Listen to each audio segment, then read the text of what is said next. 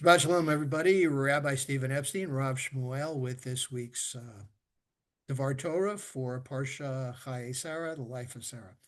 So, as some of you know, actually almost all of you know, I, wife and I, Rebitson and I took a break last week, and we went to go visit my daughter and her family. So, it's a beautiful story, and I'm very touched by it, and I know I keep repeating it, and uh, it was just great. Some of you may know that I didn't know I had a daughter until about 4 months ago. About 5 years ago, my wife enrolled me in Ancestry.com, and since she enrolled me, all the notifications came to her email and her sign in. So, about 4 days before my birthday, she had a notification that she forwarded to me with the word daughter with four question marks. So I traced it back and found and realized that I had had a relationship, short-term relationship with a young lady in college. We've all had relationships that we thought would happen, go longer, and turns out it didn't. It was short-term. Um, and the result of that was a daughter I didn't know I had. So, flash forward a few years, here we are in the present. Uh, Katie gets on Ancestry.com. We discover each other. We start talking. We start texting, and we have a visit, and it was amazing. It was amazing. Katie, I'm so proud of you, and I've met you. I've met your wonderful family, your husband, and your daughters, and the woman that raised you, your mom, and it's just been an amazing and incredible experience, folks. Life is full of those things. It really is. Um, we go through life, and things just seem to happen at a certain pace, and then every now and then something out of the ordinary happens. Now, let's segue into our portion. So, was it a miracle or was it not? Do we believe in miracles? We read in the Torah they happen all the time. In fact, in our liturgy, in our prayer service, one of our prayers, the last of the third to last prayer, Modim Anachnu Lach, we thank you, Hashem, God, for all the miracles, the wondrous miracles you provide for us daily. For some of us, waking up in the morning and moving around is a miracle. Um, I have a father who's 95 years old, and he's in fairly decent shape. Yes, he's dealing with some medical issues, but we just had his 95th birthday celebration, and one of the days we went out and played golf with him, right? 95 years old. He's out playing golf. It's wonderful. Having a daughter, discovering a daughter is a wonderful miracle. And I'm sure all of you can find in your life different miracles. So, first of all, uh, focusing on our triennial portion. It is the first third of the Parsha, and it starts out with Sarah having died.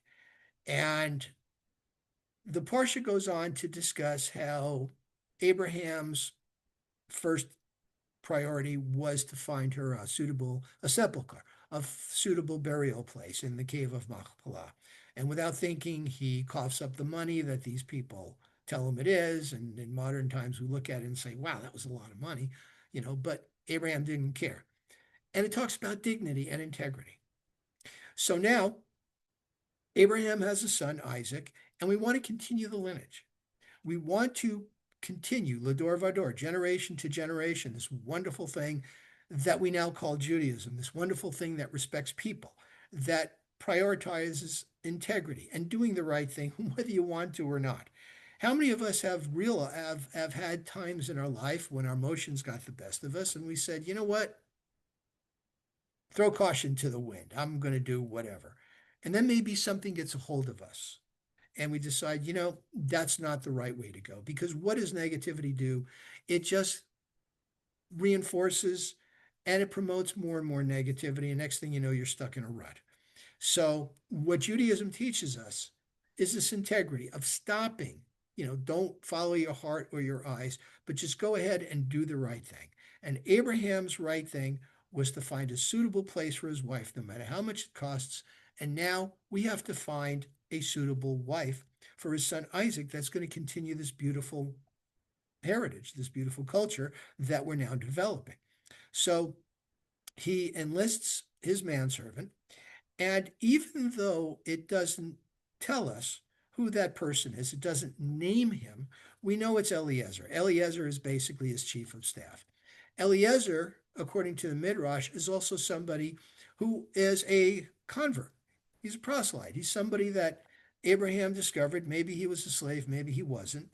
But he joined Abraham on Sarah, as well as other people did. They had a following of people that like this idea of one God instead of a panoply of these gods that are just forces of nature that you worship and you do crazy things in order to appease them. This made a lot of sense. It was real. People felt it in their heart. So Eliezer is charged by Abraham, and Eliezer takes a vow to go off and go back to Abraham's clan, his family, and find a wife. So, family. I discovered this firsthand. When you look at your family, your DNA, your genetics, it's not, folks, it's not just physical characteristics, right? You look at somebody, oh, same shape of face, same body type. There are personality traits. There really are. I will attest to that on a personal level. That whatever it is that makes up your DNA, whatever the characteristics are, there are certain qualities that we pass on from generation to generation. And when you think about this, this is what our patriarchs wanted to do. They wanted to find suitable mates that had the same makeup or a similar makeup or would promote this heritage that we're creating. So Abraham does what he figures at that time was the right thing to do. Look, I came from this family. Go back and find a relative. Now, I know what you're thinking. A relative? That's absurd. Well, back then the rules weren't as stringent. However, there was a certain morality that said, okay, if you are a cousin, or in Abraham cases, what do? He married his niece from another mother, right? So there was certain family traits that they had in common, but there was enough of a separation to where it wouldn't be a problem. But why did they do this? Because they wanted to continue the bloodline of qualities that would produce people that had the same ideas in their head about one God, divine justice, all of that. And Abraham was very careful. He told Eliezer, okay, you go and you find somebody from that branch of my family. Eliezer, on his own, goes out, goes to Ur Kasdim, where Abraham was from, and he makes a prayer to God. He says, please, in order for me to know that this is going to be the right person to carry on this new tradition, this is who I'm looking for. I want somebody to come out. I will look at the woman that comes out that not only offers me hospitality, but is so full of affection and morality that she will even offer it to my animals. No sooner does he get done saying that, but behold, nice word in the Torah, behold, here's Rebecca. Comes out and says, you look dirty, you look dusty, let me offer you some water, and I'll also water your animals. Wonderful. Now, is this a miracle? Maybe yes, maybe no. There was a certain intention behind it, and the intention was to find a suitable mate. So we're looking for certain characteristics. Now, Eliezer had a now. He asked Abraham, what if I can't find the person? And if Abraham says, if you can't, you are absolved from your vow.